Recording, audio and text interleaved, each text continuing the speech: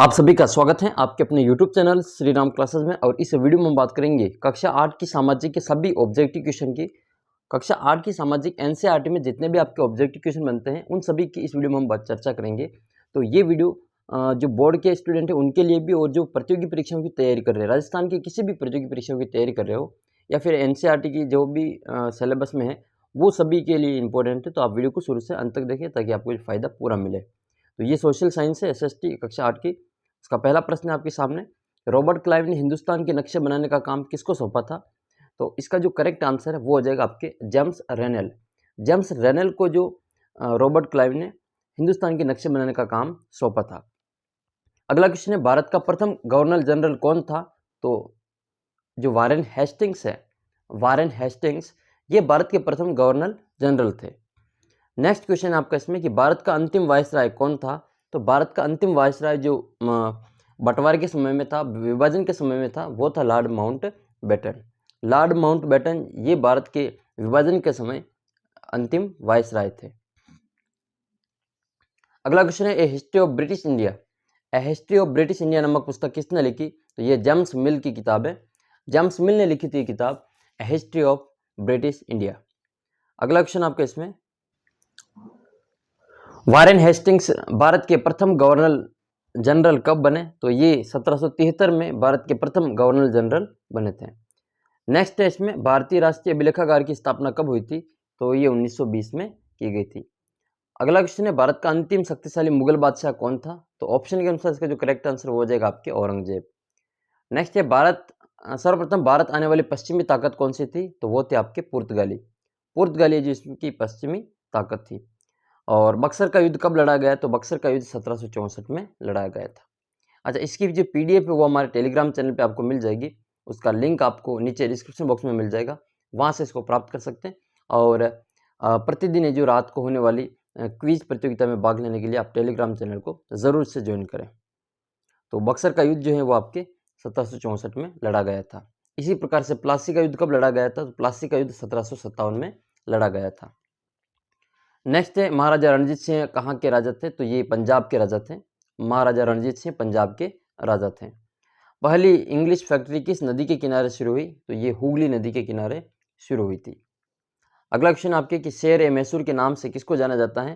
तो शेर ए मैसूर के नाम से टीपू सुल्तान को जाना जाता है। सही उत्तर हो जाएगा इसका टीपू सुल्तान। नेक्स्ट क्वेश्चन आपके इसमें कि टीपू सुल्तान की मृत्यु कब हुई थी? तो ये 1799 में टीपू सुल्तान की मृत्यु हुई थी। अगला क्वेश्चन है, विलय नीति का प्रतिपादक गवर्नर जनरल कौन था? तो विलय नीति का जो प्रतिपादक था वो लॉर्ड डलहौजी था। लॉर्ड डलहौजी, सही उत्तर हो जाएगा लॉर्ड डलहौजी। अगला क्वेश्चन है, कुशासन का आरोप लगाकर 1856 में कंपनी ने किस रियासत को अपने नियंत्रण में ले लिया? तो वो रियासत थी अवध। अवध पर जो कुशासन का आरोप लगाकर 1856 में कंपनी ने इस रियासत को अपने नियंत्रण में ले लिया था। मुगल बादशाह द्वारा ईस्ट इंडिया कंपनी को बंगाल का दीवान कब तैनात किया गया था? तो 12 अगस्त 1765 को। नेक्स्ट है, होल्ट मैकेंजी द्वारा तैयार की गई राजस्व व्यवस्था कौन सी थी? तो वो है महालवारी बंदोबस्त। ये होल्ट मैकेंजी द्वारा तैयार की गई राजस्व व्यवस्था थी महालवारी बंदोबस्त। दीवान बनने पर भी कंपनी खुद को क्या मानती थी? तो वो खुद को व्यापारी मानती थी। खुद को व्यापारी मानती थी। कंपनी द्वारा स्थायी बंदोबस्त कब लागू किए गए? तो वो आपके 1793 में लागू किए गए थे। अगला क्वेश्चन आपके इसमें कि अंग्रेजों ने किसानों को बंगाल के किस फसल के उत्पादन हेतु मजबूर किया? तो वो है आपके पटसन। पटसन को गोल्डन फाइबर के नाम से भी जाना जाता है, सुनहरा रेशा कहा जाता है इसको, पटसन। अगला क्वेश्चन है, अच्छा ये इन प्रश्नों में कि कहीं पे भी आपको मिस्टेक लगे तो आप कमेंट बॉक्स में ज़रूर लिख के बताना, क्योंकि किसी भी प्रश्न में जो मिस्टेक थोड़ी बहुत हो सकती है।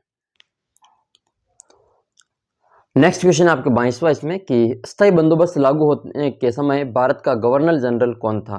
तो वो था चार्ल्स कॉर्नवालिस। चार्ल्स कॉर्नवालिस ये आपके स्थायी बंदोबस्त लागू होने समय भारत के गवर्नर जनरल थे। नील का विद्रोह जो सूत्रपात है उसका कब हुआ था? तो नील विद्रोह का जो सूत्रपात है वो मार्च 1859 में हुआ था। मार्च 1859 में। बिरसा जिस जनजाति समूह से संबंधित है वह है, तो वह है आपके मुंडा। बिरसा मुंडा आपका इनका पूरा नाम है बिरसा मुंडा। असम में सोग्राम संगमा द्वारा वन सत्याग्रह कब शुरू किया गया था? तो ये 1906 में असम में सोग्राम संगमा द्वारा वन सत्याग्रह शुरू किया गया था।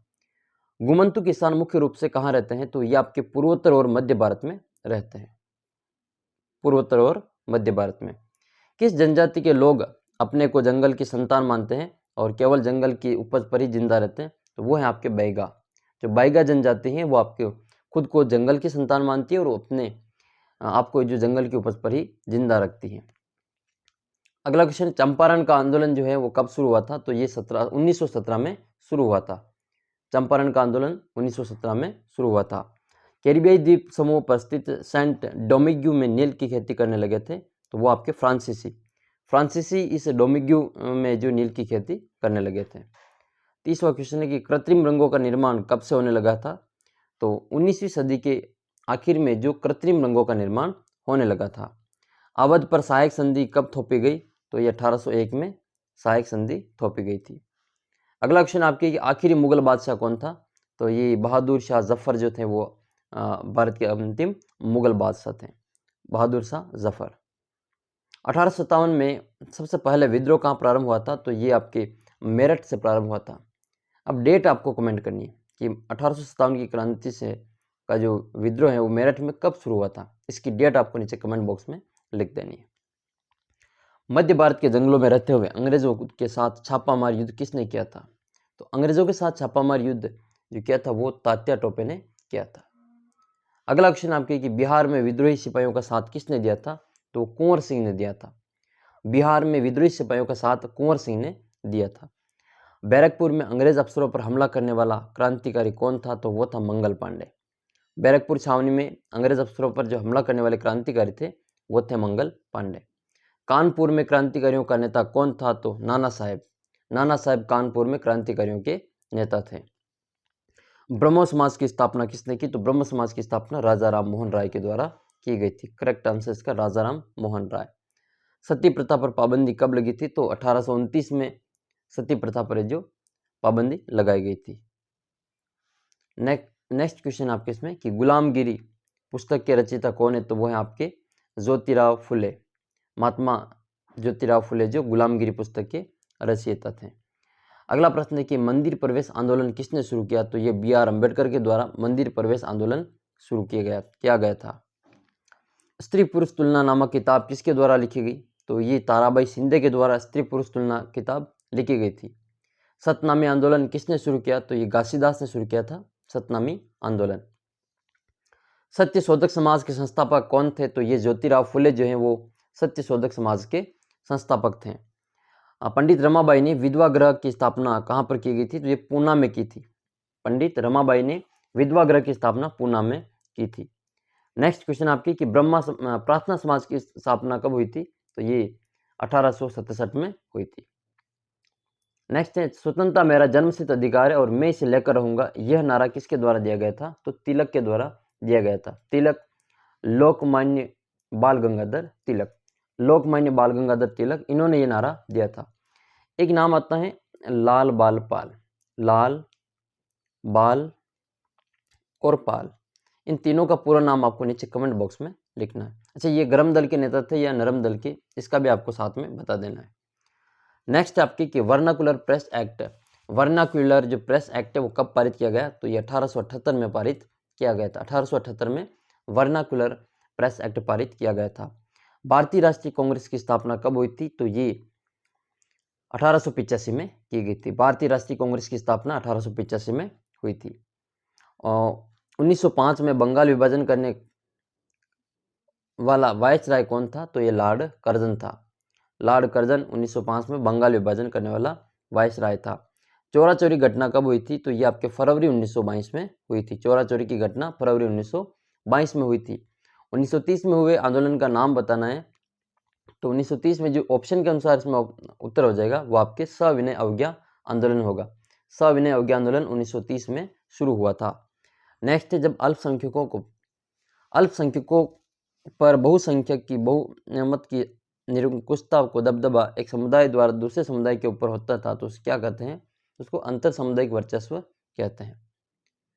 54 नंबर क्वेश्चन है भारतीय संविधान सभा का गठन कब हुआ? तो ये 1946 में हुआ था। भारतीय संविधान सभा का गठन 1946 में हुआ था। भारत में कितनी स्त्रीय शासन व्यवस्था है? तो वो आपके त्रिस्तरीय शासन व्यवस्था है। भारत में त्रिस्तरीय शासन व्यवस्था है। ऐसे लोगों का समूह जो कानून को लागू करने तथा शासन चलाने का काम देखते हैं उसको कार्यपालिका कहते हैं। उसे क्या कहते हैं? कार्यपालिका कहते हैं। वेरी मोस्ट इंपॉर्टेंट क्वेश्चन आपके ये कि संविधान सभा के अध्यक्ष कौन थे? तो वो थे डॉक्टर राजेंद्र प्रसाद। डॉक्टर राजेंद्र प्रसाद जो थे वो संविधान सभा के अध्यक्ष थे। नेक्स्ट है, किस अधिकार में यह कहा गया है कि धर्म, जाति, वंश या लिंग के आधार पर किसी भी नागरिक के साथ भेदभाव नहीं किया जाएगा? तो वो है आपके समानता का अधिकार। सभी को समानता का अधिकार है। निम्नलिखित में से कौन सा खंड भारतीय संविधान की अंतरात्मा कहलाता है? तो मौलिक अधिकारों वाला जो खंड है वो आपको मौलिक अंतरात्मा कहलाती है। भारतीय संविधान का जनक किसे कहा गया है? तो डॉक्टर बी आर अम्बेडकर को जो भारतीय संविधान का जनक कहा गया है, doctor B R Ambedkar. Hitler ने जर्मनी में अत्याचार कब किए, किन पर अत्याचार किए थे? तो जर्मनी में हिटलर के द्वारा यहूदियों पर अत्याचार किए गए थे, यहूदियों पर।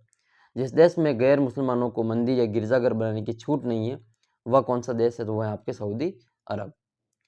कहाँ के स्कूलों में बच्चे सुबह सबसे पहले वफादारी की शपथ लेते हैं? तो वफादारी की शपथ यूएसए में लेते हैं। यूएसए का मतलब संयुक्त राज्य अमेरिका। भारतीय धर्मनिरपेक्षता का तरीका क्या है? तो वो है कि राज्य खुद को धर्म से दूर रखती हैं, अहस्तक्षेप नीति को अपनाती हैं, धर्म में हस्तक्षेप न करना या उपरोक्त सभी। तो उपरोक्त सभी इसका करेक्ट आंसर हो जाएगा। निम्न में से किस देश में मुसलमानों और ईसाई अल्पसंख्यकों के साथ अमानवीय व्यवहार किया जा रहा है? तो वह है आपके इजराइल। 1960 के दशक में किस देश में मजदूरों की कमी हो गई थी? तो वह है आपके फ्रांस में। फ्रांस में 1960 में मजदूरों की कमी हो गई थी। भारत में राज्य द्वारा खुद को धर्म से दूर रखने का उदाहरण कौन सा है? तो राज्य द्वारा किसी भी एक धर्म को समर्थन न देना। अगला क्वेश्चन है, भारत राष्ट्रपति राज्यसभा में कितने सदस्य मनोनीत करता है? तो वो करते हैं इसमें 12। राष्ट्रपति जो राज्यसभा में 12 सदस्य मनोनीत करते हैं। भारतीय राष्ट्रीय कांग्रेस ने विधायिका निर्वाचित सदस्यों की मांग कब की थी? तो वो 1885 में की गई थी। लोकसभा में बहुमत साबित करने के लिए किसी दल के पास कितने सदस्य होने चाहिए? तो अभी वर्तमान में 272। लोकसभा और राज्यसभा के सदस्यों को क्या कहते हैं? तो कहते हैं उनको सांसद। एमपी कहा जाता है, उनको सांसद कहते हैं। विधायक विधानसभा के सदस्य को कहा जाता है। सरपंच ग्राम पंचायत का मुखिया होता है। नगर पालिका का जो मुखिया होता है उसको सदस्य होता है उसको पार्षद कहते हैं, नगर पालिका। अगला क्वेश्चन आपके 72 नंबर है कि लोकसभा में कितने सदस्य मनोनीत किए जाते हैं? तो 2 सदस्य मनोनीत किए जाते हैं एंग्लो इंडियन, लेकिन अब ये व्यवस्था हटा दी गई है। 73 नंबर क्वेश्चन है कि कानून के शासन का अर्थ क्या है? अच्छा, एक प्रश्न का उत्तर आपको इसमें कमेंट करना है कि राजस्थान में लोकसभा के कितने सदस्य हैं? राजस्थान से लोकसभा के कितने सदस्य हैं और राज्यसभा के कितने सदस्य हैं? टोटल संसद में राजस्थान के कुल कितने सदस्य जाते हैं? ये आप नीचे कमेंट बॉक्स में लिख देना। अगला क्वेश्चन आपके इसमें कि कानून के शासन का अर्थ क्या है? तो वो आपके सभी कानून देशों के सभी नागरिकों पर समान रूप से लागू होना। नेक्स्ट आपके 74 नंबर क्वेश्चन, कानून निर्माण में संसद के दोनों सदनों की स्वीकृति के बाद विधेयक मंजूरी के लिए जाता है तो वो आपके राष्ट्रपति के पास में जाता है। नेक्स्ट, डॉक्टर सैफुद्दीन किचलू को कब गिरफ्तार किया गया था? तो 10 अप्रैल 1919 को डॉक्टर सैफुद्दीन किचलू को गिरफ्तार किया गया था। जलियांवाला बाग हत्याकांड कहाँ पर हुआ था? तो ये आपके अमृतसर में हुआ था। अमृतसर पंजाब में ये जलियांवाला बाग हत्याकांड हुआ था। रॉलेट एक्ट भारत में कब लागू हुआ? तो ये 10 मार्च 1919 को भारत में लागू हुआ था रॉलेट एक्ट। कानून बनाने में सर्वाधिक महत्वपूर्ण भूमिका किसकी रहती है? तो वो संसद की रहती है। और संसद में 3 चीज़ें आती हैं, आपके राष्ट्रपति हैं, लोकसभा है और राज्यसभा है। राष्ट्रपति, संसद में राष्ट्रपति और लोकसभा और राज्यसभा, ये 3 चीज़ें जो संसद के अंतर्गत आती है। संसद के ये 3 अंग है, लेकिन संसद के सदन की पूछे तो 2 सदन है, लोकसभा और राज्यसभा। ये लोकसभा जनता का सदन कहलाता है और ये राज्यसभा है। अगला क्वेश्चन है, भारत में घरेलू हिंसा महिला सुरक्षा कानून कब लागू हुआ? तो ये 2006 में लागू हुआ था, 2006 में। नेक्स्ट आपके इसमें कि 1870 का कौन सा कानून अंग्रेजों के शासन के मन मानेपन का मिसाल था? तो वो है आपके राजद्रोह एक्ट। कानून बनाने में महत्वपूर्ण भूमिका होती है तो ये आपके संसद की होती है। रिपीट क्वेश्चन है, ये इंपॉर्टेंट है। ओल्गा टेनिस बनाम मुंबई नगर निगम के मुकदमे का फैसला कब किया गया? तो ये 1985 में किया गया था। 1 नवंबर 2018 की स्थिति के अनुसार उच्चतम न्यायालय में न्यायाधीशों की संख्या कि कितने पद स्वीकृत है? तो वो 31 है। ये 1 नवंबर 2018 की बात कर रहे हैं, तो हो जाएंगे 31। भारत के सर्वोच्च न्यायालय की स्थापना कब हुई थी? तो ये 26 जनवरी 1950 को हुई थी। नेक्स्ट है, जिन अदालतों के लोगों का सबसे ज़्यादा ताल्लुक होता है वे कहलाती हैं? तो अधीनस्थ न्यायालय। अधीनस्थ न्यायालय वह व्यक्ति जो सरकार की ओर से न्यायालय में मुकदमे की पैरवी करता है उसको सरकारी वकील कहते हैं। जो सरकार की ओर से न्यायालय में वकील होता है उसको सरकारी वकील कहते हैं।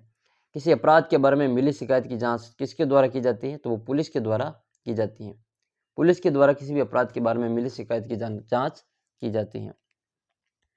अगला क्वेश्चन आपके इसमें कि संविधान के किस अनुच्छेद में जीवन के अधिकार का आश्वासन दिया गया है? तो आपके अनुच्छेद 21 में।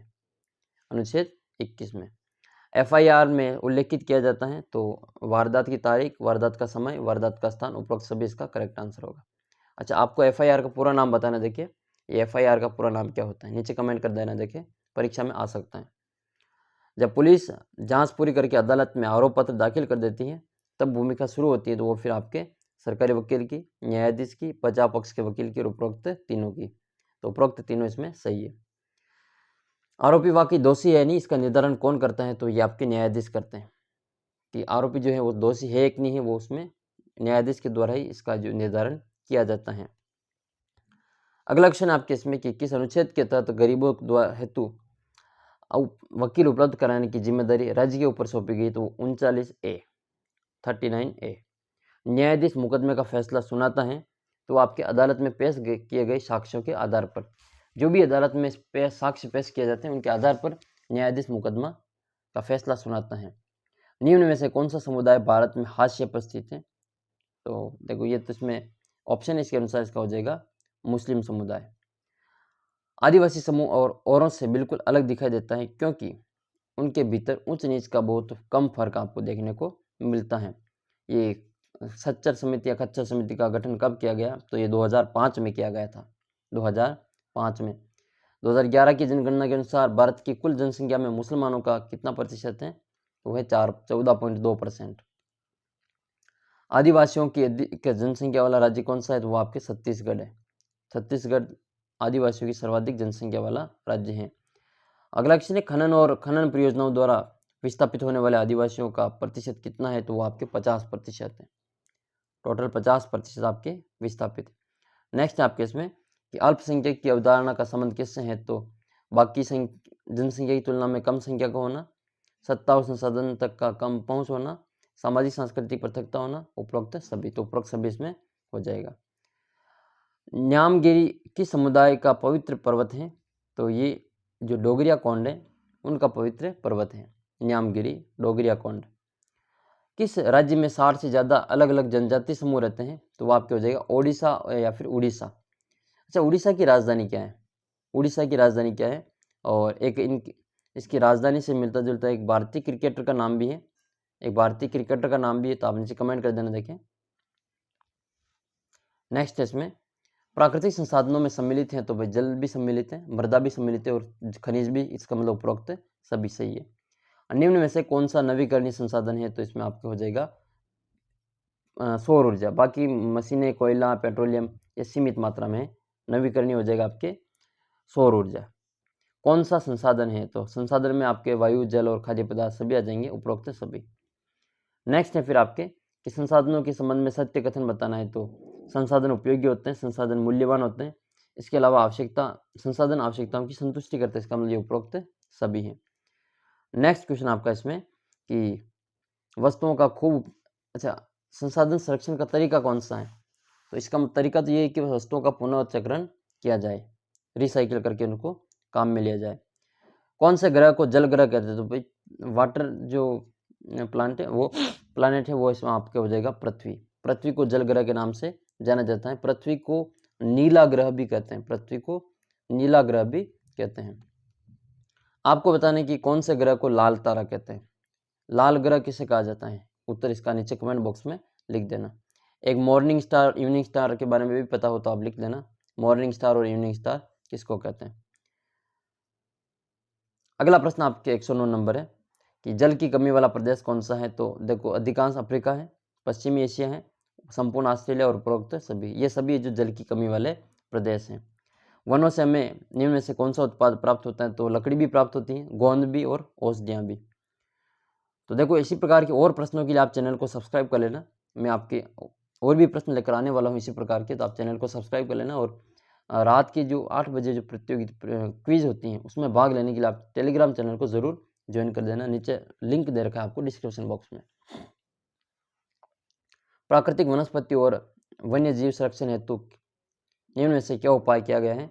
तो वो आपके राष्ट्रीय उद्यान की स्थापना की गई है, वन्य जीव अभ्यारण्य की स्थापना की गई है, शिकार पर प्रतिबंध लगाए गए। उपरोक्त सभी इसका करेक्ट आंसर हो जाएगा।